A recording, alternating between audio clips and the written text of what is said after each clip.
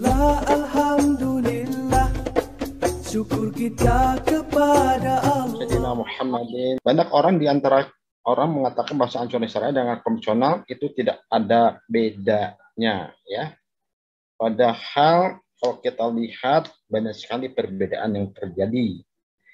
Ya, di antaranya saya mulai dengan Quran surat Al-Zumar ayat 9. Di situ dikatakan, adakah sama orang yang mengetahui dengan orang yang tidak mengetahui? Ya, Allah sudah berfirman di surah Al-Zumar, ya, sama nggak sih orang yang punya ilmu dan orang yang tidak punya ilmu? Sama nggak sih orang yang mengetahui dan orang yang tidak mengetahui? Nah, ditegaskan di surah Al-Zumar ayat 9 dalam Al-Quran, firman Allah Subhanahu wa taala, ya. Artinya mungkin orang berpendapat karena tidak pengetahuan mereka, karena tidak sepengetahuan dia, mengatakan asuransi syariah dan konvensional itu sama saja.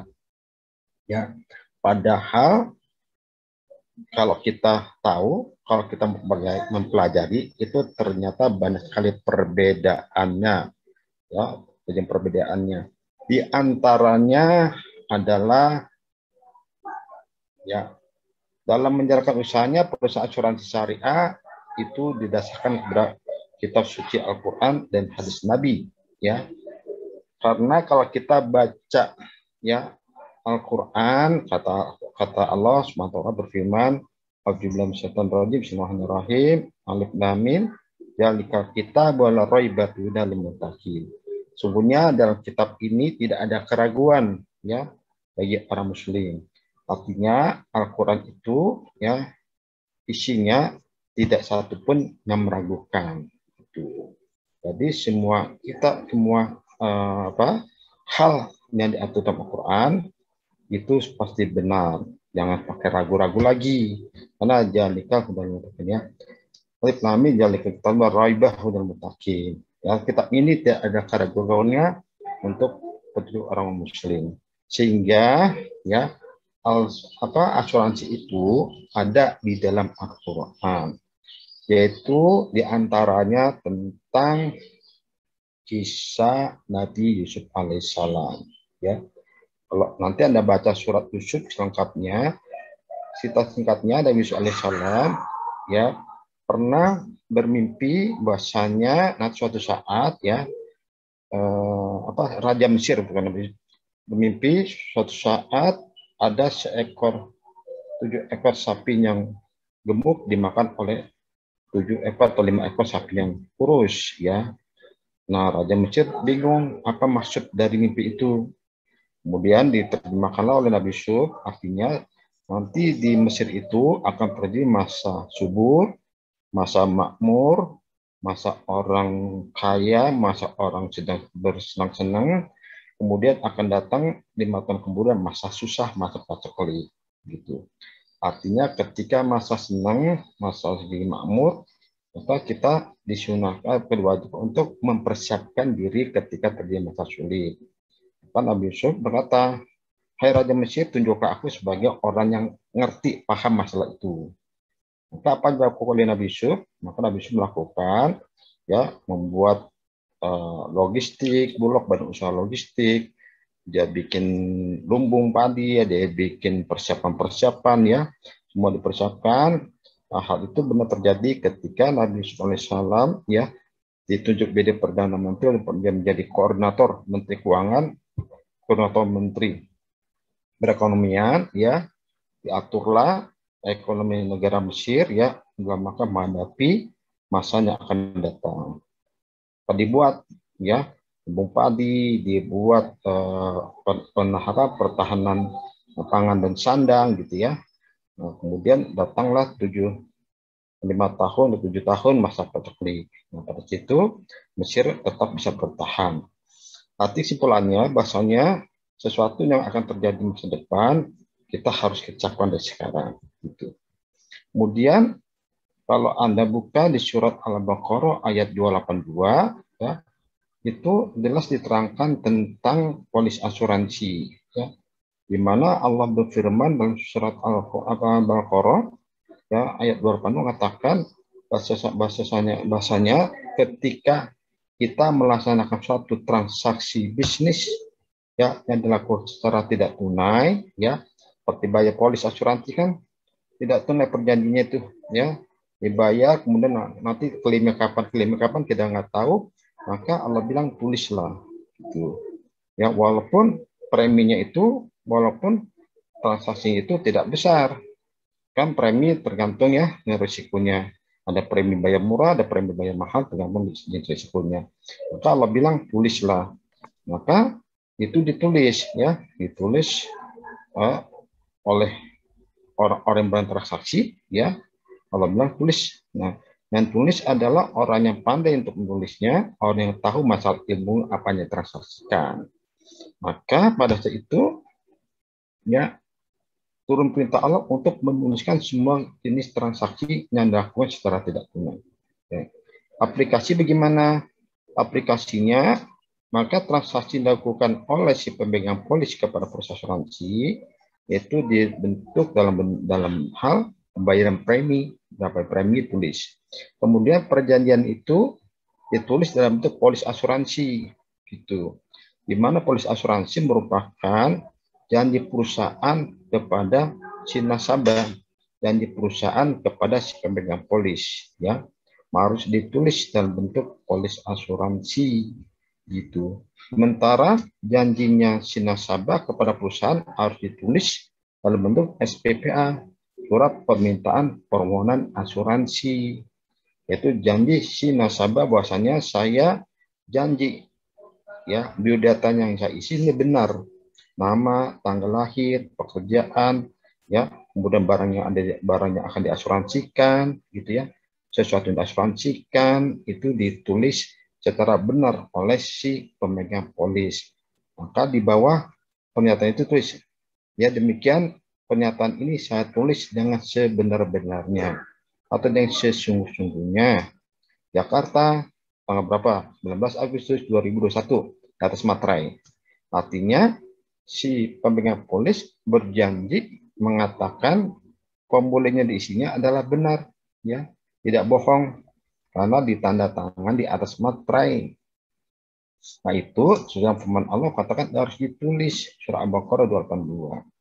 Nah perusahaan saya berjanji ya akan membayar klaim, berjanji akan membayar bagi hasil, ya, berjanji akan menjalankan amanah dari pemegang polis. Itu ada di polis asuransi, ya. Maka janji polis asuransi ada di polis asuransi. Sebagaimana firman Allah di surat Al-Baqarah ayat 282 gitu, ya.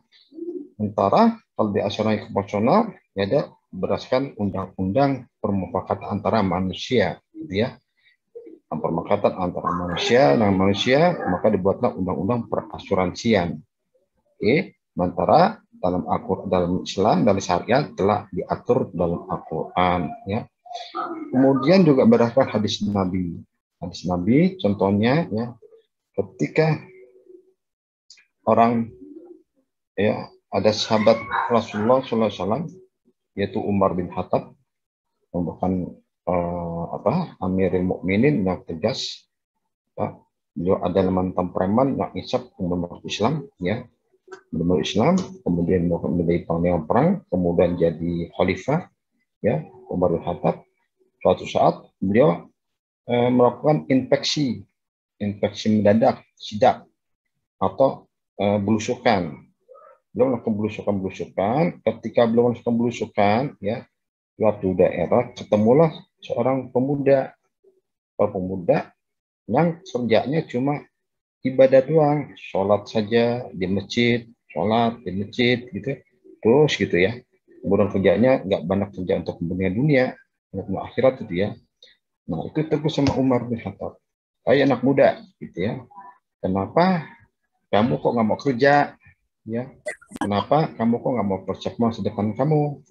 Gitu, ya. Kenapa kamu tidak memikirkan hari esok? Gitu. Jawab pemuda apa? Mau dibilang, ya Umar, buat apa aku bekerja? Ya, bukankah rezeki umur, kemudian apa lagi? Ajal, jodoh, ya, ajal nanti seperti apa akhirnya hidupnya, itu sudah Allah tentuin, gitu. Bahkan kan rezeki orang udah Allah tentuin, gitu. Jadi walaupun kita kerja keras, kita kerja cerdas, kerja capek, kalau rezekinya segitu ya segitu aja, Allah tentuin katanya. Kedua, bukankah umur pun Allah udah tentuin, kapan kita meninggal, kapan kita sehat, kapan kita sakit, udah Allah tentukan. Ketiga, jodoh juga kan Allah udah tentukan. Kita dapat jodoh dengan siapa, pasangan hidup kita siapa, kan Allah tentukan. Gitu. Keempat, nanti kita meninggal dalam kondisi baik atau kondisi tidak baik, itu kan Allah tentukan juga. Buat apa Umar saya bekerja, buat apa Umar saya berusaha gitu kan. Akhirnya, ya Umar marah tuh. Ya. Umar marah gini, ya kamu tetap harus kerja. Jampar muda itu suruh kerja, suruh usaha. Kenapa? Karena rezeki itu sesungguhnya dapat berubah, ya. Rezeki kita dapat berubah, ya. Artinya kalau memang sudah tentukan rezeki kita sekian, ya. Tapi kalau rezeki itu sudah tentukan sekian, kalau kita nggak mau kerja keras, ya dapat rezekinya nggak sekian, ya hanya rezeki minimal gitu. Tapi kalau kita bekerja keras, bekerja cerdas, rezekinya yang tentukan kita dapat secara maksimal lebih, gitu. Karena kita berusaha ikhtiar. Depannya, nah artinya gitu juga jodoh gitu kan. Kalau udah kata jodoh tentukan, tapi kalau kita diam aja bukan dapat pacar, nggak dapat pasangan hidup, nggak dapat kita calon istri atau suami. Maka harus kenalan, harus ta'aruf, kan? Harus pendekatan, harus kenal sama orang tuanya, maka dapatlah ya. Kalau diam aja sih dapat sih, cuma dapatnya minim, gitu kan. Gitu gak umur, ya. Kalau kita tidak olahraga, tidak makan sehat, tidak makan yang bergizi, ya mestinya umurnya sampai 80 tahun, karena tidak menjaga kesehatan, tidak menjaga kebersihan, tidak menjaga makanan, umur ya minim gitu. Maka Umar Khattab usaha ya segala satu yang tertentu nanti akan bisa berubah, ya akan lebih baik. Nah, itu hadis Nabi mengatakan, maka orang itu wajib berusaha ya untuk mempersiapkan segala sesuatu yang akan terjadi di masa depan. Maka asuransi kayak gitu ya, kita berusaha menemui satu risiko dari sekarang, risikonya terjadi kita nggak tahu, maka sampai sekarang harus disiapkan ya, diasuransikan. Itu hadis. Kemudian ada suatu cerita juga ya, Umar bin Khattab suatu saat infeksi ke suatu daerah ya. Nah, daerah itu ternyata terjadi pandemik COVID-19 gitu ya. Di Rawamangun ya, terjadi COVID-19. Nah, kata pemerintah, mahasiswa, baik pegawai staf Stimba, pegawai staf pimpinan Stimba, jangan kamu masuk ke kampus ke Rawamangun karena situ sedang zona merah, sedang ada COVID gitu. Nah, kemudian salah satu staf atau mahasiswa bilang, kan tentuan udah Allah tentuin, biarin aja kita tetap ke kampus, ya, tetap aja datang ke kampus. Nah, padahal sudah dikasih tahu, karena lagi zona merah misalkan, ya, lagi nggak boleh masuk, tapi kita memaksakan diri. Akhirnya kita nggak boleh memaksakan diri. Nah, dan kita Nabi itu, Umar, akhirnya Umar merintahkan jangan lewati daerah itu. Kita cari daerah lain yang lebih aman. Jangan daerah yang sedang terkena COVID, tapi daerah yang lain yang jalan nggak aman. Nah, sahabat protes, ya Umar, kenapa kita harus lari dari suatu kenyataan? Ya, terus ada Umar. Kan Allah udah tentuin Umar kita meninggal, tidak meninggal, kita sakit, tidak sakit. Oke, apa jawab Umar? Nah, artinya bukan kita melawan takdir, tetap melawan ketentuan dari Allah, tapi kita menghindari ya sesuatu yang telah kita akan terjadi, kita menghindari. Nah, akhirnya Umar dengan bijaksana ya mengajak sahabatnya untuk menghindari daerah yang sedang COVID-19. Ya, tidak melalui daerah situ. Artinya begitu asuransi ya. Kita tahu lebih baik kita menghindari, lebih baik kita mencegah daripada suatu terjadi. Nah, itu jadi asuransi syariah itu didasarkan kepada kitab suci Al-Quran dan hadis Nabi Muhammad SAW. Sedangkan asuransi konvensional dasar hukumnya adalah Undang-Undang Perasuransian Indonesia, ya, Undang-Undang dari MK Kementerian Keuangan Indonesia, Undang-Undang dari, kalau langsung di kerugian ada Deloitte, ya, itu dari Inggris, ya, atau dari asuransi jiwa bisa undang dari Amerika, Roma, Bimba. Nah, kemudian operasional gimana? Operasional itu turunlah melalui fatwa-fatwa yang dilakukan oleh Dewan Syariah Indonesia. Gitu. Jadi Al-Quran itu kitab undang-undang garis besarnya saja, ya, hadis besarnya saja diturunkan. Bagaimana sih operasionalnya? Bagaimana sih cara menjalankannya? Nah, cara menjalankannya itu ada di fatwa-fatwa MUI yang dikeluarkan oleh Majelis Ulama Indonesia melalui MUI. Gitu. Kalau di konvensional melalui undang-undang perasuransian, ya, ada keputusan Menteri Keuangan tentang batas investasi, ada keputusan Menteri Keuangan tentang syarat-syarat jadi pimpinan di perusahaan asuransi, ada undang-undang mengenai tentang persaingan tarif premi, ya, itu undang-undang di konvensional. Kalau di syariah, selain undang-undang ada fatwa ulama, yaitu mufakat antara orang yang ngerti masalah hukum Islam dengan orang yang mengerti masalah hukum asuransi. Di majelis ulama itu nyatu nih, ustadz, ya, orang yang ngerti masalah Al-Quran dan hadis Nabi secara ilmu agama, dia bermuaswarah sama orang yang pintar masalah asuransi. Musyawarah sesuatu agama seperti apa, bertentangan tidak bertentangan, maka dari musyawarah itu lahirnya nama fatwa ulama. Gitu. Jadi fatwa ulama terbit itu bukan sembarang terbit, ya, tetapi hasil musyawarah antara ulama secara ilmu agama, secara ilmu fikih, dengan orang yang ngerti masalah asuransi secara konvensional, ya, di mana titik temunya, di mana manfaatnya, di mana mudaratnya. Setelah itu baru lahir sebuah fatwa ulama yang ngatur masalah yang boleh dan yang tidak boleh dalam asuransi, ya, yang mengatur antara yang baik atau tidak baik di perusahaan asuransi syariah. Jadi kalau di asuransi konvensional itu turunnya melalui undang-undang perasuransian, kemudian ada undang-undang pelaksanaan, ya, ada peraturan Menteri Keuangan. Kemudian baru pemerintah telah mengeluarkan perundang-undangan. Ya, tadi pemerintah mengeluarkan undang tentang undang-undang perasuransian syariah. Hal yang penting lagi dalam asuransi syariah konvensional adalah filosofinya. Ya, kalau di asuransi syariah itu kita kenal namanya sharing of risk, ya.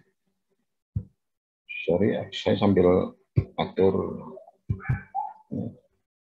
Kalau di asuransi konvensional itu kita namanya transfer of risk, gitu.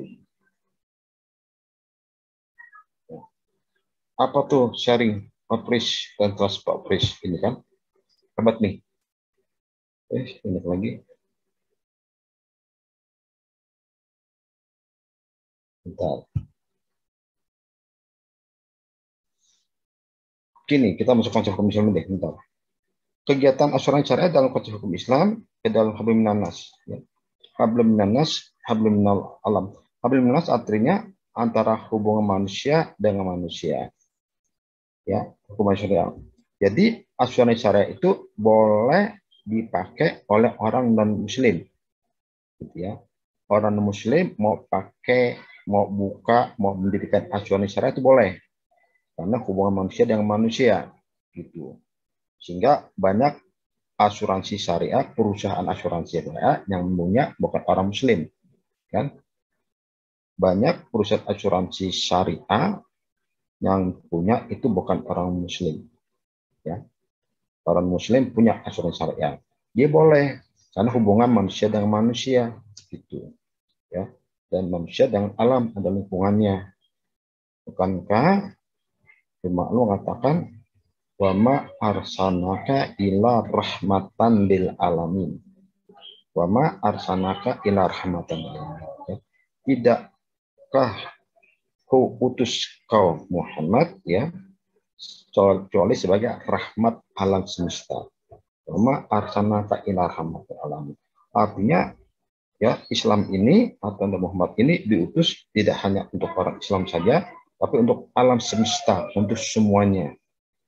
Ya, untuk semuanya, tidak hanya Islam, tapi rahmatan lil alamin, rahmat lil alamin, rahmat untuk alamin, untuk alam semesta. Sehingga ilmu asuransi syariah, ekonomi syariah boleh dipakai, dimanfaatkan oleh orang non-muslim. Karena sifatnya hablum minannas, sebagai rahmat alam semesta. Kalau hablum minallah, yaitu hubungan manusia dengan Tuhan, manusia dan Allah, itu nggak boleh dipakai orang non-muslim. Karena hubungan manusia dengan Allah, hubungan kita dengan Allah, seperti sholat, ya, puasa, zakat, apalagi hubungan kita dengan Allah, itu hanya untuk orang Muslim, orang Islam, gitu. Karena hubungan manusia dengan Allah, dan itu nggak bisa dirubah-rubah. Kalau sholatnya 4 rakaat, nggak boleh nambah jadi 6 rakaat. Ya, kalau sholat zuhur 4 rakaat, nggak boleh kurang jadi 2 rakaat. Kalau asar 4 rakaat, kurang jadi 2 rakaat. Gitu. Jadinya sholat itu nggak boleh dirubah rakaatnya. Caranya kan nggak boleh dirubah, karena Allah udah tetapkan, gitu. Jadi juga puasa Ramadan ya di bulan Ramadan, nggak boleh di bulan lain, gitu. Nah, Allah sudah tetapkan. Artinya kalau hablum minallah, hubungan manusia dan Allah, itu ketentuannya sudah Allah tentukan, sudah Allah tetapkan, sehingga nggak boleh satu makhluk pun, orang pun untuk merubah ketentuan itu. Nah, hablum minallah, hubungan kita dengan Allah. Apalagi orang non-muslim nggak boleh merubah, gitu. Orang muslim aja nggak merubah. Nah, kalau hablum minannas, itu kepentingan manusia sama manusia boleh dirubah. Ekonomi syariah, ya, asuransi syariah boleh dirubah. Ya, cara pemasarannya, cara investasinya, cara operasionalnya itu boleh dirubah sesuai dengan ketentuan manusia, sesuai kebutuhan kita, gitu. Karena hablum minannas dirubah sesuai dengan ketentuan manusia agar lebih maju, lebih bagus, ya, lebih efektif, maka hablum minannas itu boleh dirubah. Maka ada macam-macam bentuk produk asuransi syariah, kan? Ada asuransi syariah tahun, ada asuransi syariah muakalah, ada bentuk asuransi syariah macam-macam gitu kan, ya. Nah, itu boleh berubah-ubah karena hubungan manusia dengan manusia, ya. Tapi kalau hubungan manusia dengan Allah, hablum minallah, itu tidak boleh berubah-ubah. Gitu. Jadi hukum konsep asuransi syariah dalam Islam itu adalah hubungan manusia dengan manusia, sehingga boleh dirubah, sehingga boleh dipakai oleh agama apapun, ya. Ilmunya misalnya boleh dipakai, tidak hanya seorang muslim, kecuali kalau hubungan manusia dengan Allah yang tidak boleh. Oke.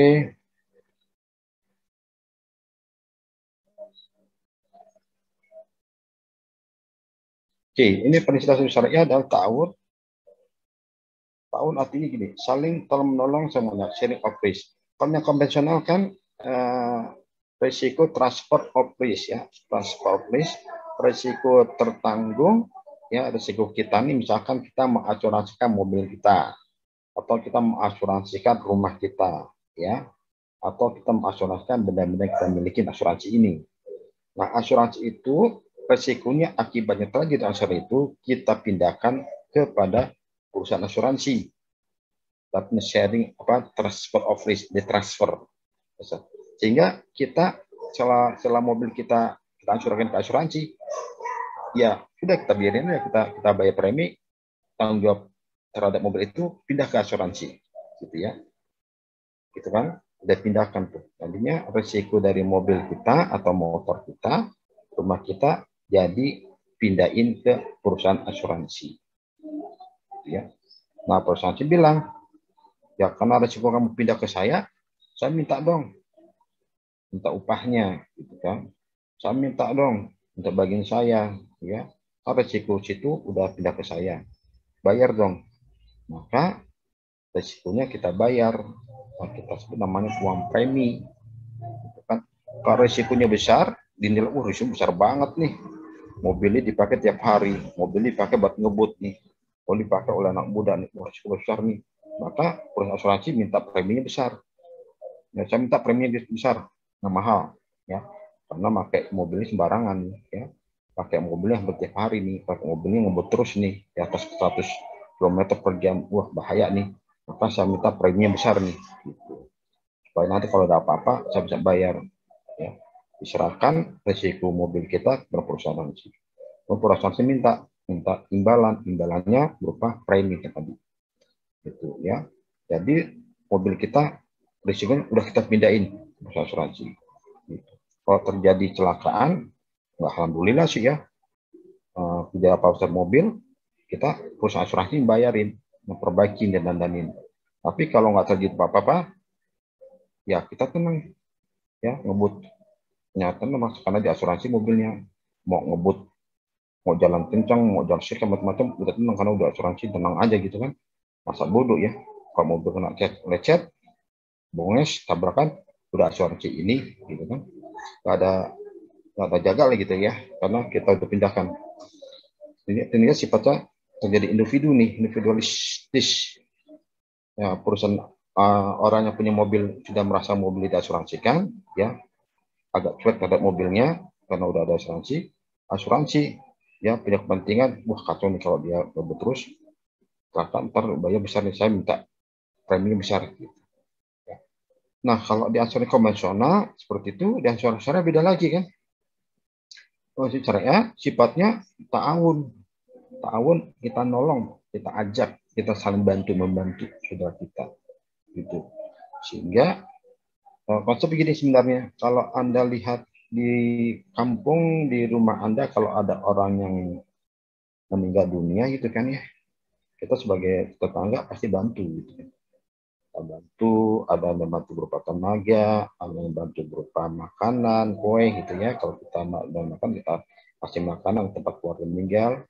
Kalau ada tenaga, kita bantu bikin bendera kuning lah ya, tempel nih, kita bantu lah ya, adanya bantu gali kubur sebagainya kan, bantu nih, bantu awun, kita saling menolong. Artinya ada orang yang lain kena musibah, kita bantu, kita ajak bantu orang lain untuk meringankan supaya yang musibah itu tidak terus sedih terus gitu ya, untuk tangannya saya bantu. Itu konsepnya tolong menolong, bantu membantu. Kalau ada saudara kita ya kena musibah, maka kita pun sebagai saudara, sebagai kakaknya, sebagai sahabatnya, kita bantu. Gitu. Misalkan ada kakak kita lagi sakit kan, minimal kita tengokin kakak sakit apakah ya, kita besuk, kita kasih oleh-oleh, beliin buah dan sebagainya lah ya, kita bantu. Kakak sedang bangun rumah atau apa, kita bantu kan. Itu konsep Islam nih, tahun bantu membantu ya, tolong menolong, gotong royong gitu kan. Itu dari konsep Islam sebenarnya, dipakai oleh masyarakat Indonesia juga gotong royong. Karena hadis Nabi mengatakan ya, gotong royong itu bagi Islam itu ya, bagian satu tubuh. Kalau satu tubuh sakit, maka tubuh yang lain ikut sakit. Artinya kalau ada saudara kita sedang kena musibah, ya kita toleransi kena musibah juga untuk bantu. Tapi kalau saudara kita kena musibah, kita cuek aja, ya kita diem aja, maka dikatakan kita tidak beriman, ya. Maka konsep ta'awun, tolong menolong, bantu-bantu itulah diterjemahkan, diwujudkan dalam bentuk sharing of risk.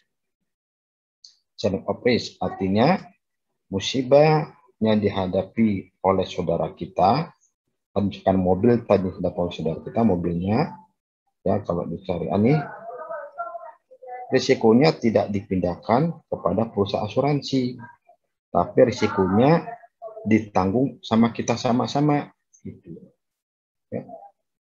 risiko mobil tersebut yang kita asuransikan atau bendanya kita asuransikan tersebut ditanggung secara bersama-sama sama anggota asuransi yang lain. Ya, kita ajak asuransi lain untuk bantuin kalau teman kita musibah. Artinya kalau nyandi emosional itu kan risikonya ditanggung oleh perusahaan asuransi sendiri dia. Asuransi sendiri nanggung. Risiko mobil lagi ya, mobil kecelakaan, rusak, tabrakan, yang nanggung perusahaan asuransi. Tapi kalau di syariah, mobil rusak, kecelakaan, yang nanggung bukan perusahaan asuransi, yang nanggung teman-temannya semua, ya, peserta-peserta asuransi lain. Dengan cara apa dia? Dia bantuin dengan cara kasih uang baru, kasih uang kalau kita apa bahasa lainnya kasih uang infak lah, kita kasih sedekah, uang sedekah gitu ya. Waktu tetap hari hidup kan gitu ya. Yuk ada kena musibah nih, kita bantu yuk, infak sedekah kita. Bantunya begini, bantu sesuai dengan kemampuan kita, gitu kan? Kalau dia perusahaan asuransi, bantunya berapa apa? Bantunya sesuai dengan risiko yang kita hadapin, gitu. Kalau besar ya bantu besar, kalau risiko kita kecil, bantunya kecil. Jadi mobil yang di kecelakaan atau bendanya asuransi kecelakaan ya, maka dibantuin sama teman-teman lain, anggota asuransi lain melalui dana tabaruk sebutnya, dana tabaruk. Ya, misalkan nih ada satu pemegang polis kecelakaan mobilnya rusak harus diperbaiki sebesar 1 juta misalkan. Nah 1 juta itu duitnya dari mana? Duit itu bukan dari perusahaan asuransi, duitnya dari patungan teman-teman yang lain, patungan dari perusahaan lain. Ya kamu bayar 100 ribu, kamu 50 ribu, kamu 25 ribu, kamu berapa ribu, kamu berapa ribu, dikumpulin, nah, uang itu buat perbaikin mobil temennya yang rusak. Ya, jadi sharing of risk, bantu-bantu tolong menolong sama teman lain. Gitu. Nah kalau uang patungan itu nggak cukup juga, baru perusahaan asuransi nambahin. Nih berapa kurangnya bisa tambahin nih? Ya uang pertanggungan saya tambahin. Saya tambahin, perusahaan asuransi tambahin, ya mengelola. Nah, situ kelihatan dalam asuransi syariah ya rasa kepeduliannya, rasa persatuannya, rasa tolong menolong itu kelihatan di situ, tidak individualistis. Gitu. Perusahaan asuransi juga enggak sifatnya apa ya?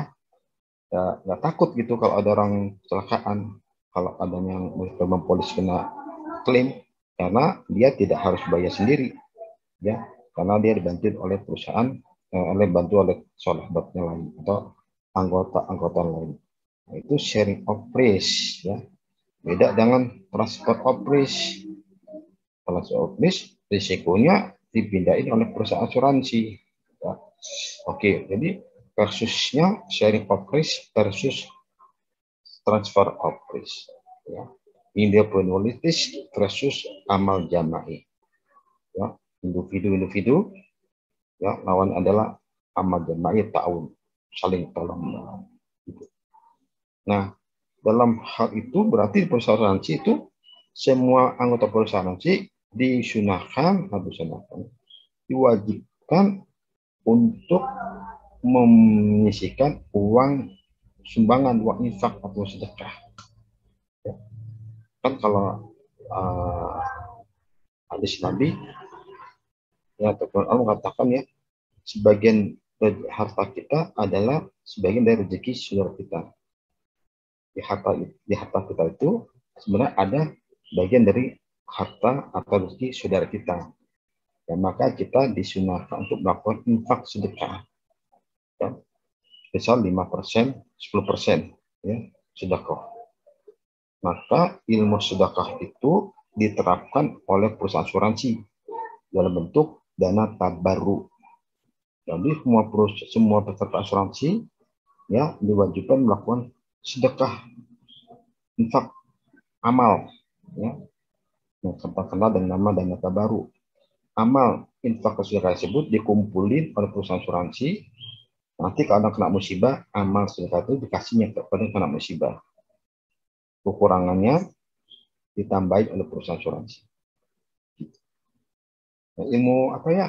Ilmu agama ajaran-ajaran Islam itu masuk diterapkan ke dalam sistem asuransi syariah. Pada tahun infak sedekah, bagaimana persatuan ya antara anggota diwujudkan dalam bentuk sharing of risk. Kalau di asuransi konvensional tuh nggak ada ya. Asuransi konvensional mereka bayar premi, uang preminya itu jadi milik perusahaan asuransi. Perusahaan asuransi masa was-was ya, bisa stres, dia pikir mudah-mudahan ya pemegang polis keadaan klaim nih, mudah-mudahan ya tidak terjadi apa-apa nih terhadap pemegang polis nih, ya jangan klaim. Nanti kalau sering klaim bisa bangkrut ya, karena nggak ada bantuin. Nah dia juga kalau konvensional itu uang preminya ya nggak ada uang sedekahnya di situ, ya nggak diajarkan untuk sedekah termasuk konvensional, ya, nggak ada unsur sedekahnya. Ya sebenarnya konvensional di syariah ada unsur sedekah sebagaimana dan tabaruk. Nah kalau di konvensional tadi uang preminya jadi milik perusahaan asuransi, ya perusahaan asuransi nih kita bayar premi nih ya, sehingga kalau Anda lihat di laporan keuangan ada pendapatan premi. Jadi perusahaan asuransi nyatet di laporan rugi labanya ada pendapatan premi. Nah, pendapatan premi berarti pendapatan milik dia kan. Nah, pendapatan premi itu pada perusahaan asuransi diinvestasikan ke deposito, ditaruh di tabungan, dibeliin obligasi, dibelikan saham, diinvestasikan ke tempat-tempat lain, ya. Hasil investasi itu jadi milik perusahaan asuransi, sehingga ada catatan keuangannya pendapatan investasi. Nah, kan catatan berapa?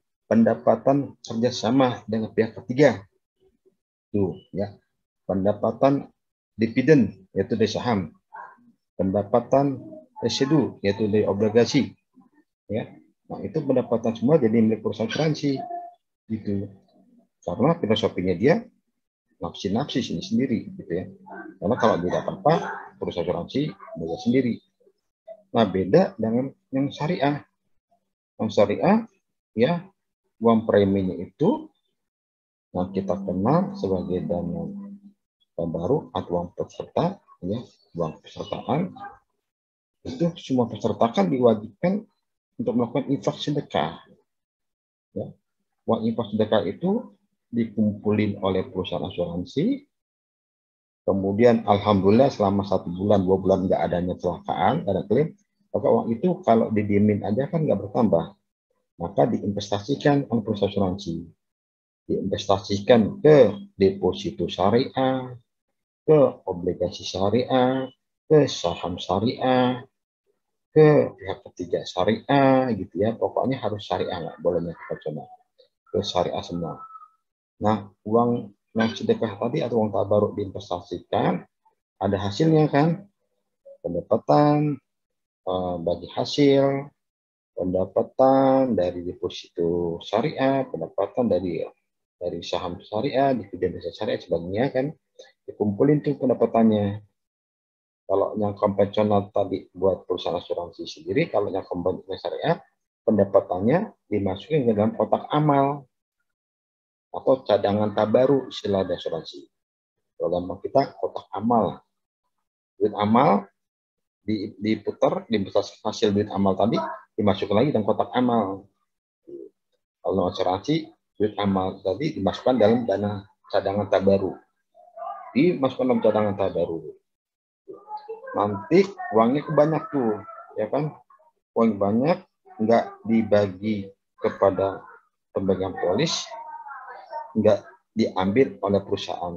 Buat apa? Buat siap-siap kalau ada yang kena musibah, kita bantuin pakai kotak amal atau pakai dana tabaru.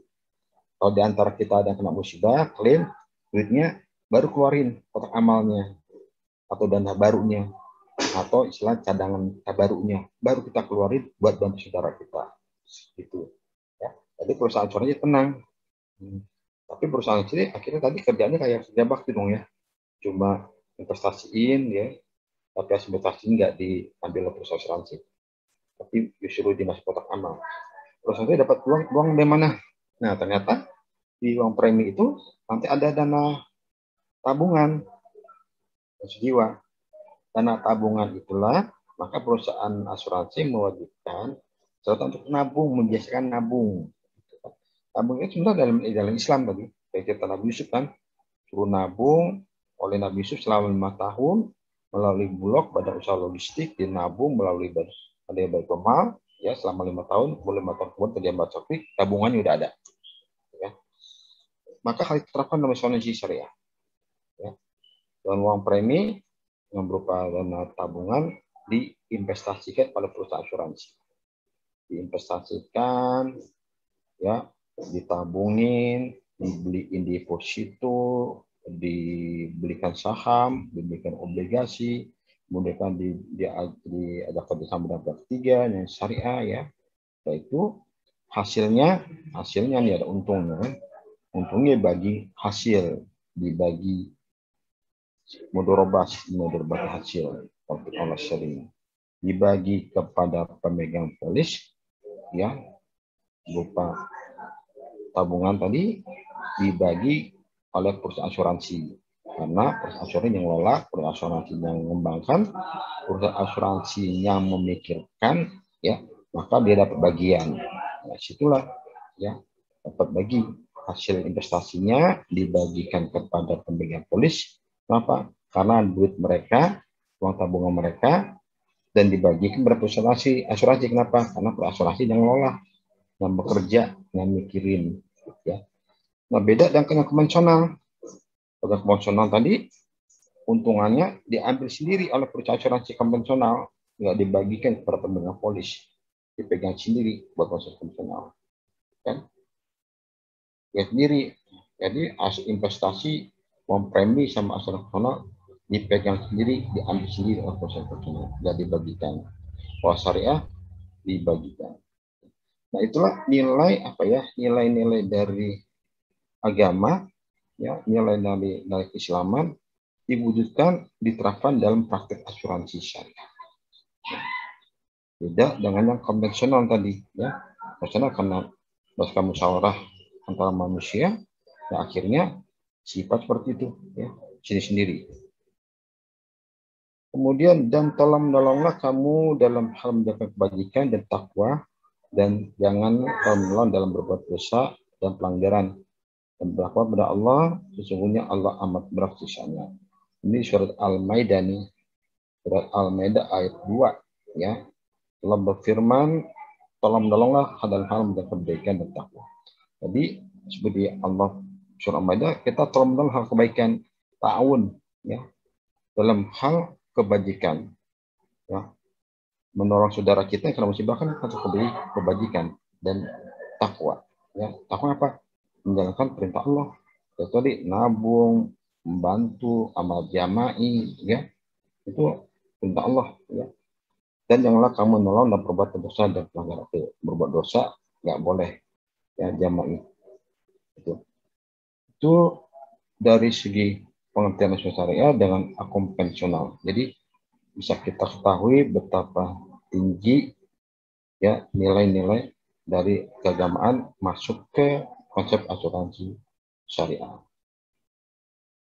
Ini Undang-Undang Nomor 40 2014 perasuransian. Ini adanya pengertian asuransi terbaru, ya, syariah. Jadi tadi selain dari fatwa ulama, Al-Quran, hadis, kemudian turun ke fatwa ulama, kemudian turun ke undang-undang, ya, Undang-Undang Nomor 2 tahun 2014 yang mengatur tentang asuransi syariah seperti apa sih, ya, asuransi konvensional seperti apa sih. Nanti katakan, oke, ini saja. Tentang asuransi syariah dan PMK, Peraturan Menteri Keuangan Nomor 18 PMK Nomor 10 2010, yaitu tentang ta'awuni dan takafuli. Antaranya para peserta melalui pembentukan kumpulan dan data baru yang dikelola sesuai dengan prinsip syariah untuk menghadapi risiko tertentu.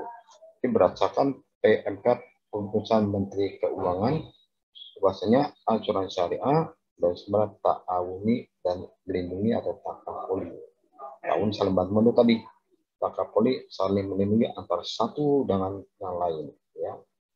saling menolong, tidak beriman seseorang muslim ya jika melihat saudaranya atau tetangganya dalam susah tapi dia bisa tidur nyenyak. Itu ada hadis Nabi kan ya. Jadi nilai-nilai agama itu dituangkan ke dalam praktek asuransi, sama dalam hal ta'awuni dan takafuli menolong atau membantu.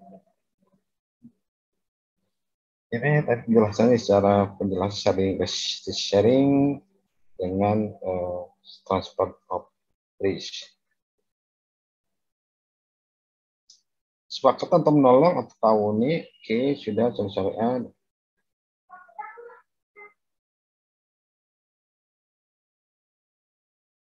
Oke, kita lewat.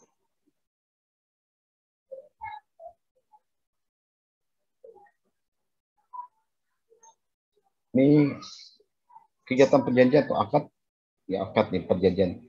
Dalam asuransi syariah, perjanjian itu namanya akad. Akad, ya. Mekanisme pengelolaan dana, mekanisme profesional akad. Dalam asuransi konvensional namanya perjanjian. Dalam asuransi namanya akad. Nah, dari suatu akad itu setelah ditandatangani, ya perjanjiannya, atau setelah ditandatangani perjanjian di atas materai, maka timbullah hak dan kewajiban masing-masing pihak. Ya kan? Kalau Anda ini janji nih, surat pernyataan atau perjanjian dan ini saya mengatakan bahwa saya akan mentaati semua peraturan gini ya, semua gini. Jika saya melanggar maka saya akan mesti untuk dihukum gini ya. Jakarta tanda tangan diberi tanda tangan. Nah, setelah Anda selesai tanda tangani, berarti sudah berlaku tuh hak dan kewajiban Anda. Kewajiban apa? Wajibnya adalah mentaati apa yang telah kamu tanda tangani. Wajib tuh. Ya. Wajib kamu taati karena kamu sudah tanda tangan. Di tanda tangan selesai, kewajiban berjalan. Kewajiban. Kemudian ada haknya apa? Haknya kamu berhak mendapatkan sesuatu yang sudah kamu tanda tangani. Itu. Jadi haknya pun berlaku juga pada saat itu. Pada saat tanda tangan selesai, ya langsung terjadi dua hal, yaitu terjadi kewajiban dan terjadi hak, gitu ya. Kewajiban dan hak. Nah, kewajiban apa? Kalau di asuransi, ketika sudah ditandatangani polis asuransi, ketika sudah ditangani perjanjian asuransi, maka punya kewajiban masing-masing pihak. Kewajiban si para nasabah atau pemilik polis wajib harus bayar premi. Nah, udah bilang dia sanggup bayar premi, ya tiap bulan, setahun sekali atau berapa, perjanjiannya bayar premi seminggu sekali kah, sebulan sekali kah, ya ataukah setahun sekali kah, itu misalnya kan, ya dia udah berjanji situ, misalkan bayar premi tiap sebulan sekali misalkan ya, gitu ya, bukan kewajiban dia. Nah, ketika dia tantangani berarti wajib bayar premi setiap sebulan sekali. Kalau tidak bayar premi setiap bulan sekali, maka perjanjiannya batal, nggak berlaku. Maka ketika waktu nanti terjadi klaim nggak dibayar, gitu, karena dia nggak bayar premi. Ya, sehingga ada istilah no premi, no claim. Nggak ada premi, nggak bisa ngeklaim. Gitu. Oke. Jadi perjanjian atau akad begitu selesai tentang selesai berlaku. Misalkan kewajiban dari pegang polis adalah bayar premi, gitu kan? Kalau dia nggak bayar premi, maka nggak berlaku asuransi. Nah, kemudian tapi dia punya haknya apa hak dari pemegang polis? Pemegang polis berhak dapatin uang klaim. Kalau ada apa-apa, diklaim, berhak dia dapat uang klaim, ya, berhak bendanya diasuransikan diperbaiki, berhak dapatin itu, sehingga dia ada hak. Nah, perusahaan asuransi juga ada kewajiban dan ada hak. Apa kewajiban perusahaan asuransi? Perusahaan asuransi wajib bayar klaim. Ketika polis sudah diterima oleh nasabah, polisnya sudah ditandatangani, ya, maka saat itu berlakulah klaim, berlakulah haknya kewajibannya. Nah, wajib perusahaan asuransi adalah wajib bayar klaim. Sedangkan haknya dia ada, dia berhak terima uang klaim. Dia berhak gunain uang, haknya dia adalah terima uang premi. Dia berhak terima uang premi. Uang preminya dia berhak digunakan untuk asuransi. Nah, kalau syariah, dia berhak terima uang tabaruk, dia berhak terima uang tabungan, uang pesertaan. Oke. Mekanisme pengelolaan dana, mekanisme operasional perusahaan, biaya perusahaan, syariah, operasional, pemasaran, marketing, produk dan sebagainya harus sesuai dengan syariah Islam, jiwa syariah atau jiroh syariah. Artinya nilai-nilai dari asuransi syariah itu harus tercermin ya, dari mulai produknya, dari mulai bentuk produk, bentuk pemasarannya, dari mulai budaya perusahaannya, ya, dari mulai bagaimana sistem operasionalnya, itu harus tercermin dalam nilai syariah. Minimal ketika kamu ucapkan salam, assalamualaikum, gitu ya. Jadi assalamualaikum, waalaikumsalam, ya. Minimal dari segi budaya busananya, ya, mereka pakai pakaian Muslim, gitu ya. Pemasaran, ya gitu kan. Bagaimana pemasaran Muslim harus bisa diterapkan bagi produknya, sehingga giroh semangat ruh syariah harus dapat diimplementasikan sebagai nilai dalam setiap aktivitas perusahaan. Kalau yang konvensional, ya mereka memperhati etika bisnis secara konvensional. Ada etika bisnis konvensional. Nah, syariah berarti nilai-nilai syariah, nilai Islami. Ya. Karena sebagai jantung yang memompa aplikasi perusahaan. Nah, giroh syariah itulah sebagai pensemangat, ya, sebagai jantung ruhnya dari asuransi syariah. Kemudian beberapa prinsip dari pengelolaan asuransi syariah, ya, kita karena ada prinsip tauhid, dan tidaklah aku menciptakan jin dan manusia mereka supaya mereka menyembahku. Wa ma khalaqnal jinna wal insa illa liya'budun. Artinya kita Allah ciptakan di dunia untuk ibadah. Maka asuransi syariah ya digunakan sebagai wadah, sebagai sarana untuk beribadah kepada Allah. Kita bekerja ya karena Allah, kita bekerja sesuai dengan prinsip syariah, yaitu dalam bentuk asuransi syariah.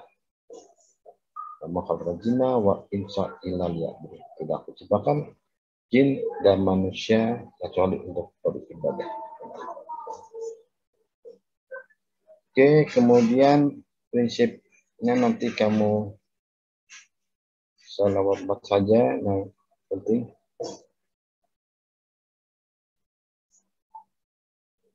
Kalau menolong sudah prinsip pengelolaan asuransi syariah, surah Al-Maidah 2 dan hadis Nabi Muhammad SAW. Siapa memenuhi hajat saudaranya, Allah akan memenuhi hajatnya. Jadi gini, konsep kerjasama, kalau menolong atau ta'awun tadi, kita kan membantu saudara kita yang kena musibah. Ya. Yang mengatakan kalau kita bisa bantu saudara kita yang kena musibah, maka segala kebutuhan kita, segala kita nanti pun Allah akan bantu. Hal lain adalah tentang maghrib, ya. Ada ini garal tidak jelas. Garal tidak jelas atau tidak jelasan. Gimana bedanya konvensional? Ya. Konvensional misalkan kalau klaim itu sebenarnya ada nggak sih? Itu ya. Kalau kita lihat klaim itu sebenarnya ada, tapi kalau di konvensional kita kena musibah dulu. Kalau kita kena musibah, maka dapat uang klaim. Kalau tidak kena musibah, maka tidak dapat uang klaim. Nah, sehingga dengan dasar kayak gitu, maka dikatakan di asuransinya konvensional terdapat unsur garal ya jelas. Jadi kalau orang-orang pemegang polis itu bisa dapat uang klaim kalau dia kena musibah. Kalau dia nggak kena musibah, maka dia tidak dapat uang klaim. Sehingga uang klaim kedudukannya antara ada dan tiada. Ada, kena klaim dulu. Mau nggak? Kalau nggak mau kena klaim, ya nggak ada uang klaim. Ada uang klaim kalau celaka dulu. Kalau nggak celaka, ya maka nggak ada uang klaim. Maka uang klaim ada nggak? Ada nggak sih? Ada. Kena musibah dulu. Soal kesehatan misalnya. Uang rumah sakit ada nggak sih? Uang kesehatan? Ada. Kamu sakit dulu mau nggak? Kalau kamu sakit, ntar dapat uang asuransi, dapat uang obat, dapat uang dokter, dapat uang rumah sakit. Tapi sakit dulu, dirawat. Tapi sakit dulu. Nah kalau nggak mau sakit, nggak rawat, nggak dapat uang. Nanti antara ada dan tiada. Sehingga dalam asuransi syariah itu nggak boleh, harus jelas. Kemudian uang premi itu yang diasuransiin, uang premi yang diputar, uang premi yang dikelola oleh perusahaan asuransi konvensional itu, uang premi itu dikelolanya secara Islam nggak sih? Secara syariah nggak sih? Secara halal nggak sih? Gitu. Uang preminya bisa saja sama orang asuransi diputarnya ke investasi yang tidak diharamkan, ya, atau sebaliknya uang preminya bisa saja diinvestasikan ke hal-hal yang tidak diperbolehkan, yang diharamkan secara Islam, gitu ya. Misalkan uang preminya dipakai buat investasi ke pabrik-pabrik yang menghasilkan produk-produk yang tidak Islam, ya, misalkan ke minuman keras, ya, ke pabrik rokok. Rokok itu dalam Islam haram, ya. Sehingga uang preminya diinvestasikan ke pabrik rokok atau dibeliin saham gudang garam, beliin saham Sampurna, ya, beli saham yang tidak Islami. Bisa aja untung, tapi perhalanya tidak jelas. Nah, sehingga dalam asuransi syariah itu namanya investasinya nggak jelas, itu antara haram dan tidak haram. Nah itu cukup dorong, nggak jelas investasinya. Sehingga duit premi, uang klaim yang dibayarkan oleh perusahaan asuransi kepada nasabah jadi doror, nggak jelas. Karena asal duitnya itu bisa dari investasi yang halal, bisa dari investasi yang halal. Karena nggak adanya ngawasin si manajer investasinya, nggak ada ngawasin yang melakukan kegiatan bisnisnya di situ, ya, secara syar'i, dan ngawasin. Bisa aja secara umum boleh, undang-undang pemerintah Indonesia membolehkan, tapi secara agama kan belum tentu boleh. Tadi contohnya investasi dalam rokok. Kedua, investasi dalam perhotelan. Nah, hotel itu digunakan untuk hal yang bagus, gitu kan. Tiga, investasi ke pabrik bir, minuman keras. Ya. Itu secara konvensional boleh, gitu kan. Ke pabrik rokok boleh, hotel boleh, tapi secara konvensional syariah nggak boleh. Nah, itu jadi unsurnya nggak jelas, dorong. Haram nggak sih, boleh nggak sih, gitu. Unsur dorong. Ya, menurut pandang para ahli fikih, menisikan doror itu adalah untung-untung yang sama antara ada dan tidak ada. Ya, antara ada dan tidak. Ada sih, klaim ada nggak sih klaim? Klaim ada. Kena musibah dulu. Kalau kena musibah nggak ada. Itu baru nggak jelas. Di hadis Bukhari dan Muslim mengatakan Allah merahmati orang yang bijaksana bila menjual, bijaksana bila membeli, dan bijaksana bila yang membayar. Ya. Artinya bijaksana dalam menjual dan bijaksana dalam membeli dan bijaksana dalam membayar. Artinya tidak mengharapkan sesuatu yang terjadi karena ketidakpastian. Ketidakpastian antara ada dan tiada. Maka di asuransi syariah itu nggak boleh kayak gitu. Ya, uang klaim itu ada nggak sih? Ya, uang klaim itu ada. Kalau si pemegang polis kena musibah, dia dapat uang klaim. Kalau tidak kena musibah, dia dapat uang bagi hasil. Jadi dapetin uang itu dari asuransi tidak ditentukan dari kena musibah atau tidak kena musibah. Mau kena musibah, dia dapat apa? Dapat uang klaim. Tidak kena musibah, dia dapat apa? Dapat uang bagi hasil. Jadi untuk dapetin uang itu di sana jelas pasti dapat, bisa dapat berupa uang klaim, bisa dapat berupa uang bagi hasil. Tidak garang, pasti dapat. Kalau di konvensional tadi goror, tak jelas. Kan? Ada kena musibah dulu. Kalau nggak kena musibah, ya nggak ada uang, nggak dapat uang. Maksud saya nggak boleh gitu. Kedua, di asuransi konvensional tadi investasinya kita ragu-ragu nih. Boleh nggak sih secara syariah, secara Islam? Ya, karena yang lakukan kita nggak tahu kan uang investasi kemana aja, sehingga keuntungannya kita nggak tahu nih halal atau nggak halal. Gitu. Jelas. Nah, dan sebenarnya nggak boleh kayak gitu. Harus jelas investasinya kemana. Ya, katakan sejujurnya investasinya ke halal atau haram, investasinya ke pabrik siapa, investasikannya beli apa, harus jelas. Ya, nggak boleh sembunyikan.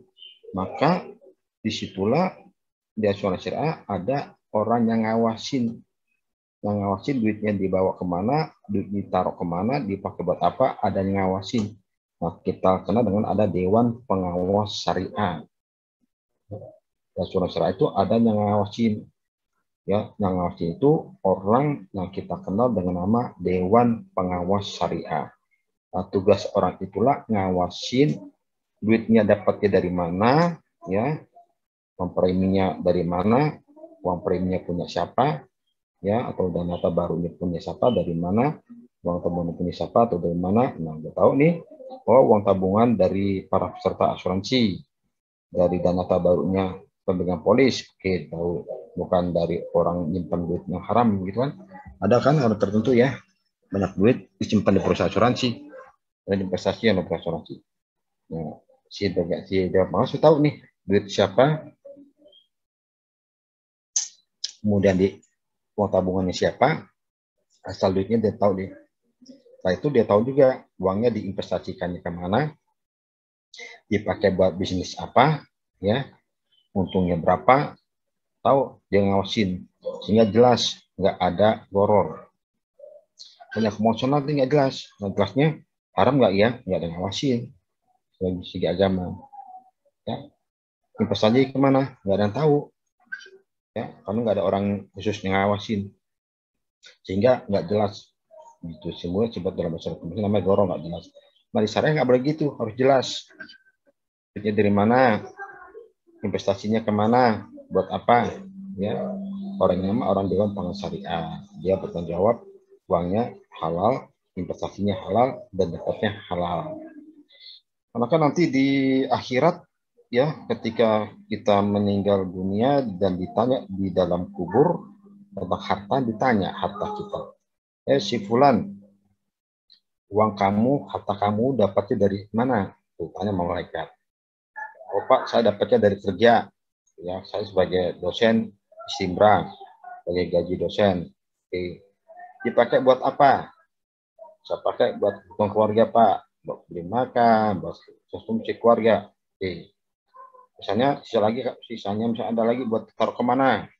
Oh Pak, saya buat sedekahkan, infak, sedekah, ngasih bantu orang. Tanya oleh malaikat di dalam kubur. Ya, maka perwakilan malaikat itulah yang itu namanya Dewan Pengawas Syariah. Ditanya uang premi milik siapa nih? Kok besar banget nih? Jangan-jangan koruptor nih, ya. Uang koruptornya dimasukkan ke perusahaan asuransi. Ini uang preminya besar. Kan bisa tanya, uang koruptor bukan nih? Oh bukan, aman. Investasinya kemana? Pak, investasinya beli deposito Pak, syariah, beli saham syariah Pak. Oke. Perusahaannya apa? Tanya, oh perusahaan ini Pak, ngasih syariah. Oke. Hasilnya berapa bagi hasilnya? Pak, bagi hasilnya Pak, 60 buat perusahaan dan 40 buat nasabah. Ini Pak, berapa di hasilnya? Maka dibagi tuh. Jelas Dewan Syariah sebagai perwakilan wujud dari malaikat mungkar nakir di dalam kubur. Ya. Kalau mereka mungkar nakir dalam kubur nanya kita, uang kita dari mana, dipakai buat apa, ya, disedekahkan kemana. Ya. Maka aplikasinya dalam asuransi syariah adalah Dewan Pengawas Syariah. Ditanya uang premi milik siapa? Kok besar banget uang preminya? Jangan-jangan uang koruptor? Bukan Pak. Gitu. Kemudian dipakai buat apa? Buat investasi Pak. Dan lagi investasinya kemana aja? Misalnya ke sini Pak, yang halal.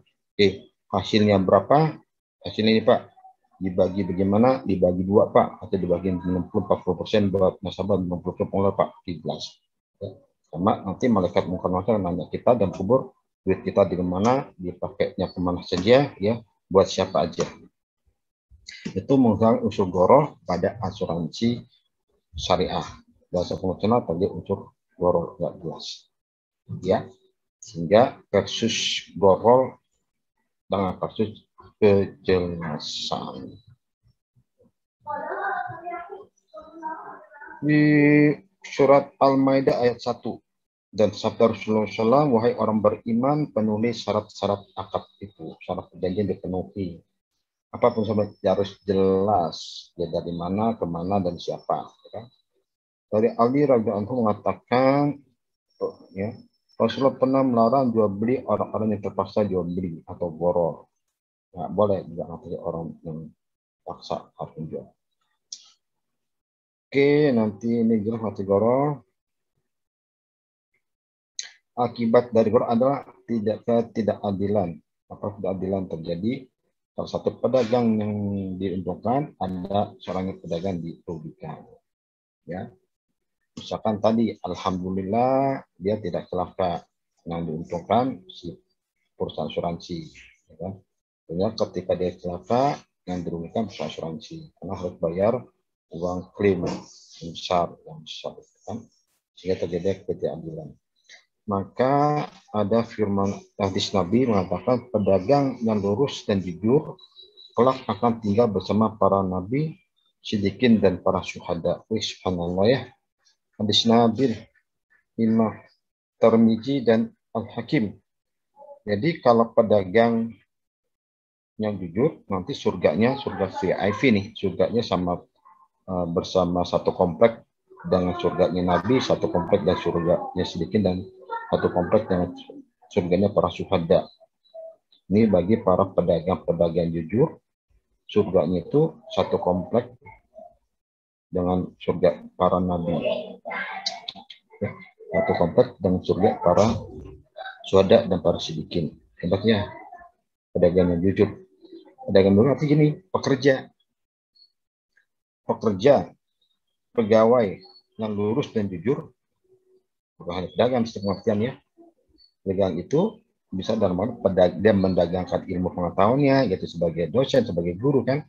Dia bisa berdagang profesionalnya dia sebagai tenaga ahli, tenaga operator, tenaga administrasi, tenaga TU, tenaga OB, tenaga tenaga keuangan, tenaga nominal ya.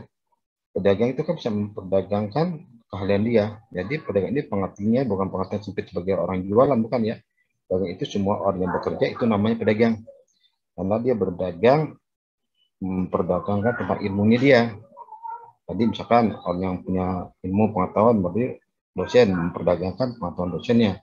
Orang yang berkeahlian komputer, dia bekerja sebagai operator komputer, berarti dia berdagang mendagangkan keahlian dan operator komputer. Orang yang kerja di bagian akademik, ngerti masalah administrasi, berarti dia mendagangkan administrasi ini dia, ya. Dia pedagang ini pengertiannya luas. Nanti kalau kita jujur dan lurus, ya, ketika kita memperdagangkan kalian kita, maka surganya kita satu komplek dengan surga para nabi, satu komplek dengan surga para siddiqin, dan satu komplek dengan surga para syuhada. Tinggi ya. Mudah-mudahan bisa jadi yang jujur dan lurus supaya surganya bersama para nabi. Maisir, judi. Nah, kalau di asuransi konvensional mengandung unsur judi. Di mana unsur judi? Ya. Menurut terminologi Islam, judi yaitu transaksi dilakukan antara dua pihak untuk memiliki suatu benda, jasa yang hanya menguntungkan satu pihak dan merugikan pihak lain. Secara bukan transaksi dan suatu perbuatan atau kejadian. Ya, judi. Artinya kalau kita masang lotre, ya, pasangan kita dapat, kita untung, si tukang loterinya rugi. Jadi untung rugi itu tergantung dari kejadian dari yang kita pasang, ya. Bukan kalau kita masang apa ya, nomor gitu kan. Ketika kita pasang satu nomor, ternyata nomornya keluar, jadi tidak dapat kita tergantung nomor keluar. Nomor keluar berarti kita dapat, yang punya nomor itu menjadi berarti dia rugi, gitu kan. Jadi mengaitkan sesuatu kejadian dengan satu kegiatan tertentu untuk dapat keuntungan. Nah, kalau gitu kan bisa terjadi dan bisa tidak terjadi, ya, karena untung-untungan judi. Nah, dalam Islam tidak boleh melakukan itu. Jemaah surat Al-Baqarah ayat 219. Mereka bertanya kepadamu tentang khamar dan judi. Surat Al-Baqarah, ya. Orang nanya nih tentang khamar, minuman keras, dan judi. Katakanlah pada keduanya terdapat dosa besar dan beberapa manfaat bagi manusia. Kata Allah, ya, pada judi dan minuman keras itu dosanya besar, dan ada manfaatnya, cuma manfaatnya sedikit. Misalkan minuman keras, ya, dosa itu besar daripada manfaat. Manfaatnya minum keras itu untuk menghangatkan badan jika udara dingin sekali, misalkan gitu ya. Minuman keras sedikit ya. Kalau Anda lihat orang-orang Barat, orang-orang Eropa, minuman keras itu paling minum seloki, cangkir kecil atau gelas kecil, kopi ya. Dia minum itu aja kan. Udara dingin, salju, dia minum segelas kecil sudah. Kalau di Indonesia, dia minum satu botol. Udaranya panas, minumnya satu botol, bahkan satu gentong. Bahkan satu gentong masih kurang, dioplos. Orang Indonesia hebat gitu. Maka terjadilah mabuk berjamaah dan meninggal berjamaah.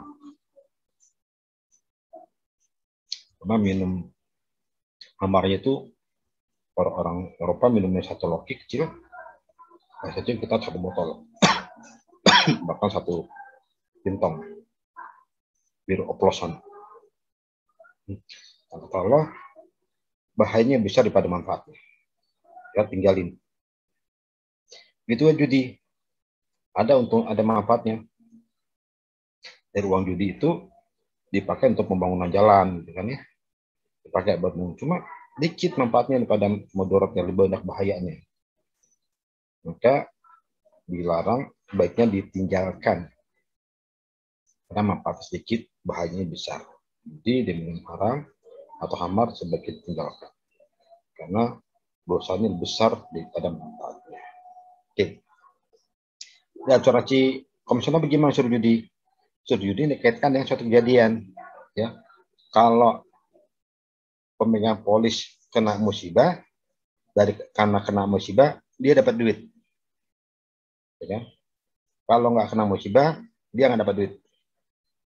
Contohnya mobilnya tadi, begitu mobil dipakai di jalan, tabrakan, jebret, ya, penyok, sat. Kata pemegang polis, untung diasuransiin mobilnya. Untung mobil diasuransi. Sehingga nggak rugi dia, mobil perbaiki. Tapi dalam pihak lain pihak perusahaan rugi perusahaan ini. Mobilnya rusak lagi ya. Mobilnya 70% mau hancur lagi. Waduh, rugi ini. Ya. Sehingga akibat kejadian suatu musibah, kecelakaan, terjadilah ada yang diuntungkan dan ada yang dirugikan gara-gara suatu kejadian musibah. Jadi tadi kan, karena pasangannya kena, ya, loterinya kena, ada yang diuntungkan, yang masang lotre untung, yang bandar judinya rugi gara-gara nomor kena. Nah, di asuransi untung begitu. Gara-gara kecelakaan, ada yang diuntungkan, yang punya mobil, untung di asuransiin. Asuransi bangunan, asuransi properti, untung rumahnya asuransiin. Untung gedungnya asuransiin. Itu gedung kebakaran, perusahaan asuransi klaim. Ya, perusahaan asuransi bayar klaim, untung di asuransiin. Dan dalam maksud pihak lain, perusahaan rugi, aduh, kecelakaan lagi, kebakaran lagi, bayar nih klaim. Nah, itu karena kejadian itulah ada yang dirugikan dan ada yang diuntungkan. Ya, kalau terjadi musibah, pemegang polis merasa diuntungkan, walaupun sebenarnya nggak diuntungkan ya. karena barang-barang yang dikembalikan diperbaiki oleh perusahaan asuransi masih rugikan karena harus bayar uang klaim. Sebaliknya, kalau nggak terjadi apa-apa, perusahaan asuransi merasa untung, perusahaan pengen rugi. Perusahaan asuransi untung nggak kebakaran rumahnya, baru buat tetangganya. Jadi saya nggak bayar uang klaim. Itu ada tabrakan beruntun, untung mobilnya nggak ketabrak. Jadi perusahaan asuransi nggak bayar uang klaim mobil, ya, sehingga perusahaan asuransi merasa untung. Karena pemilik polis merasa rugi, udah bayar premi, ya, udah bayar tadi tahun, ternyata alhamdulillah mobilnya selama setahun nggak kecelakaan, selama setahun rumahnya nggak bakaran. Itu masa percuma bayar asuransi, nggak dapat uang klaim. Nah, dalam syariah nggak boleh kayak gitu, nggak boleh seperti itu, ya, nggak boleh ada unsur masyir judi. Tidak boleh orang mengharapkan sesuatu karena suatu kejadian. Ya, kalau konvensional kan harus ada suatu kejadian dulu ya, baru dapat uang klaim, dapat uang. Kalau dalam syariah nggak boleh ada unsur judi, ya, untung-untungan. Yang harus untung semua. Pemegang polis untung, perusahaan asuransi untung. Gimana untungnya? Pemegang polis untung kalau ada musibah, ya untung juga karena dibantu oleh teman-teman saudara-saudara yang lain. Uang tabaruk untung. Ya. Asuransi nggak merasa rugi karena dia nggak bayarin sendiri. Yang bayar uang klaimnya teman-teman yang lain, anggota yang lain. Sehingga perusahaan asuransi tidak merasa rugi. Ya, karena yang bayar klaimnya dibantu oleh teman-teman yang lain, peserta yang lain. Sedangkan di asuransi konvensional merasa rugi, nah bayar uang klaimnya sendirian dia, nggak dibantu misalnya. Gitu. Sehingga nggak ada di asuransi syariah tidak ada diuntungkan, tidak ada dirugikan. Ya, nah musibah dibayarin secara amal jama'i, ta'awun tadi, uang preminya nota baru berasal dari teman-teman, sehingga perusahaan asuransi tidak merasa rugi. Karena uang klaimnya asalnya dari teman-temannya sendiri semua, dari patungan dan dana baru. Ya, oke, kalau nggak kena musibah gimana? Nggak musibah, untung juga. Untungnya dapat uang bagi hasil, ada uang tabungan yang investasi bagi hasil, dapat juga bagi hasil. Sehingga mendapatkan suatu uang, tidak harus menunggu suatu kejadian kayak di asuransi konvensional. Ya, syariah unsur maisir harus hilang. Artinya membawa petik uang tidak harus menunggu terjadi suatu kejadian atau klaim baru dapat uang. Ya, beda dengan konvensional. Di syariah bisa dapat uang klaim berasal dari dana tabaruk dari teman-temannya. Yang perusahaan tidak nanggung sendiri, sehingga tidak bisa rugi. Kalau nggak dapat uang, kalau tidak klaim, dapat uang bagi hasil. Ya, tadi putar uang tampung. Itu.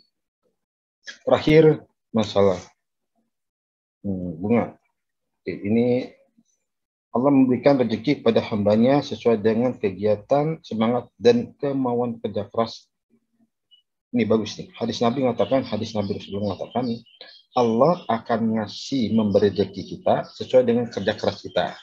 Semakin kita bekerja keras, kita bekerja pandai ya.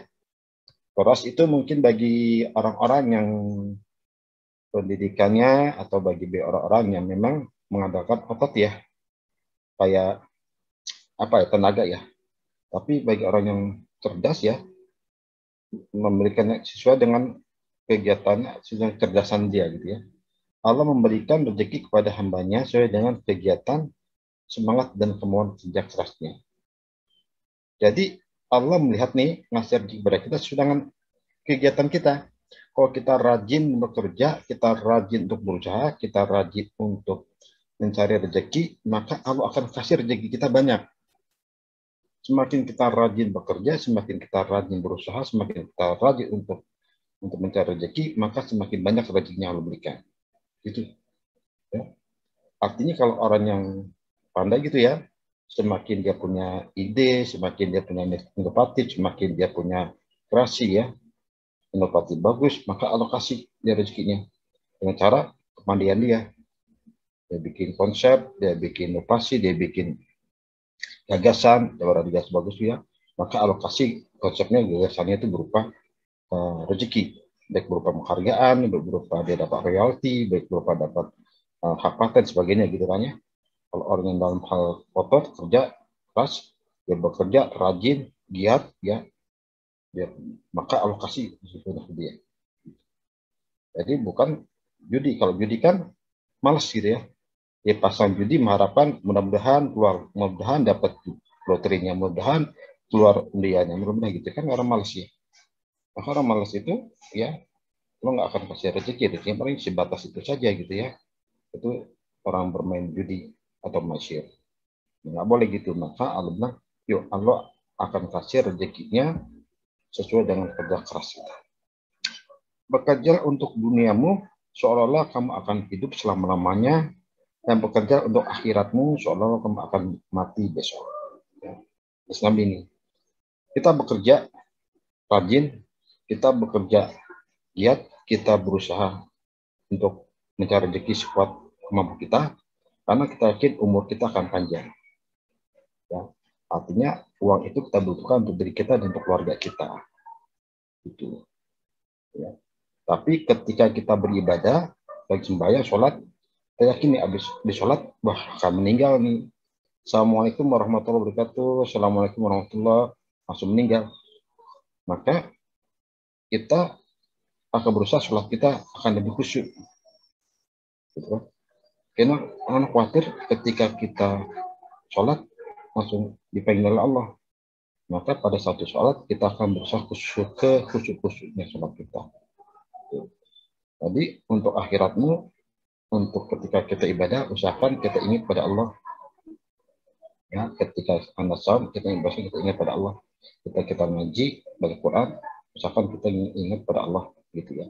Artinya biar baca Qurannya, biar ngajinya, biar sholatnya jadi khusyuk. Karena lebih sholat, habis ngaji bisa aja Allah terpanggil. Gitu.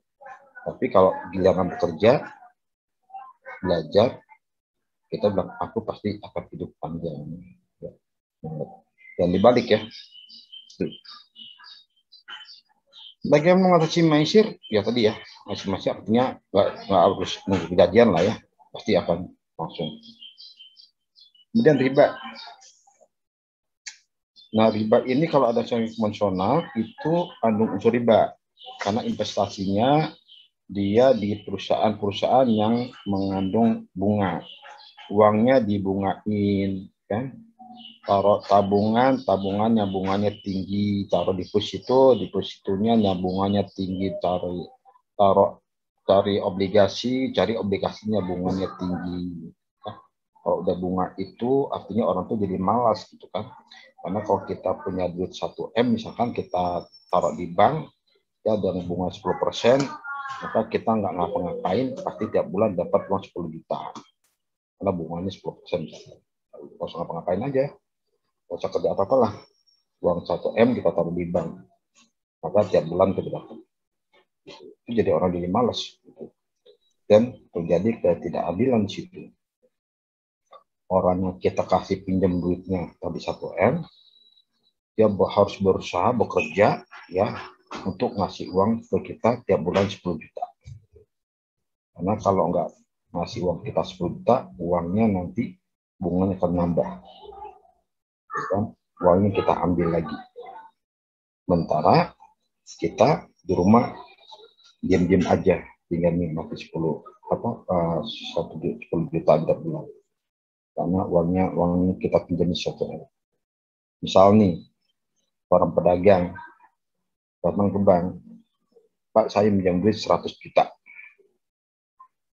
Ya, oke, kata bank, ini bisa buat apa? Buat usaha ini. Cara ceritanya, si pengusaha itu dapat uang pinjaman 100 juta dari bank. Bunganya 10% misalkan ya. Anggaplah 1 bulan dia harus bayar bunganya ya 1 juta. Setiap bulan bayar bunga 1 juta. Sampai setahun. Bunga. Nah, suatu saat perusahaannya bangkrut. Ya, maka pengusaha stres. Pertama dia punya pinjaman sama bank 100 juta. Kedua, dia harus bayar bunga setiap bulan 1 juta. Sementara perusahaannya bangkrut. Ya. Maka si pengusahanya dikasihan nih. Udah perusahaannya bangkrut, udah punya utang 100 juta, harus bayar bunga. Kan udah jatuh ke timpa tangga. Sementara bank enak aja. Ya. Enak aja. Uang 100 juta pasti kembali. Ya. Uang 1 juta tiap bulan bunganya pasti dapat. Enak aja dia. Ya. Sehingga terjadi ketidakadilan bagi si pengusaha tadi. Pengusahanya adil, dia udah usaha, udah capek, ya, udah kerja keras, punya perusahaannya bangkrut, ya, dia harus balikin duit 100 juta, harus bayar bunga. Nah, terjadi ketidakadilan bagi si pengusaha. Antara bank enak aja dia, nggak bisa balikin, hartanya, jaminannya diambil oleh bank, tanahnya diambil oleh bank, ya, mobilnya diambil oleh bank. Pokoknya uang 100 juta harus balikin ke bank, kan? Uang bunganya harus bayar. Nah, terjadi ketidakadilan di situ. Nah, bisa juga ketidakadilan itu terjadi pada bank. Ya. Si pengusaha itu sukses dia, jadi pengusaha besar, jadi konglomerat. Untungnya bisa 1M 1 bulan. Tapi kan dia bayar bunga ke bank, tetap aja bayar cuma 1 juta. Setiap bulan bayar ke bank 1 juta, 1 juta. Sementara untungnya 1M. Gitu. Atau bank, kok saya cuma kasih 1 juta sih tiap bulan. Ya, padahal kamu untung besar kan gara-gara saya kasih pinjam duit. Kemudian cocok perjanjian, saya hanya bayar 1 juta sebulan. Nah, kalau terjadi ketidakadilan bagi bank. Sehingga di asuransi syariah itu nggak boleh. Sistem itu harus adil. Kalau dapatnya banyak, baginya banyak. Kalau dapat sedikit, baginya sedikit. Kalau nggak dapat, nggak usah dibagi-bagi. Ya. Sehingga lahirnya konsep namanya bagi hasil atau mudoroba atau profit of sharing, ya. Sehingga sistem asuransi syariah, ya, tidak boleh menerapkan unsur riba, ya. Harus diganti. Maka gantinya pakai unsur mudoroba atau bagi hasil, ya, bagi hasil. Hasil dapatnya besar, untungnya besar, dapatnya juga besar buat kedua pihak. Untungnya kecil, dapatnya juga kecil untuk kedua pihak. Kalau nggak ada untungnya, ya dua-duanya nggak dapat. Kalau bangkrut, ya dua-duanya merasa bangkrut. Sehingga lahirnya konsep mudorobah atau bagi hasil, ya. Nah, itu konsep yang dilakukan dalam asuransi syariah, ya. Berbeda dengan asuransi konvensional yang menerapkan unsur riba. Riba artinya, ya, hanya memenangkan satu pihak, yaitu orangnya punya duit, ya, hanya punya modal kapital. Satu pihak, atau bisa juga tadi menentukan pihak orang yang berusaha atau pengusaha tadi. Ya. Sehingga riba berarti pengambilan tambahan baik dalam transaksi jual beli maupun pinjam-meminjam. Oke, ini surat al-riba di Al-Baqarah diatur dalam surat Al-Baqarah ayat 205, ayat 278 sampai 209, surat Ali Imran ayat 130 dan Ar-Rum ayat 39. Dan nanti kalau sempat dalam punya Quran terjemahan, membaca Quran terjemahan, baca artinya surat Al-Baqarah 205 dan surat Al-Baqarah 208 sampai 279. Kata Ali Imran dan surat Ar-Rum ayat 39. Oke, karena itu aja Pak Ali. Ya, makasih. Kalau tidak ada wabarakatuh. Waalaikumsalam warahmatullahi wabarakatuh. Terima kasih Pak. Waalaikumsalam warahmatullahi wabarakatuh. Terima kasih Pak. Alhamdulillah, syukur kita kepada Allah.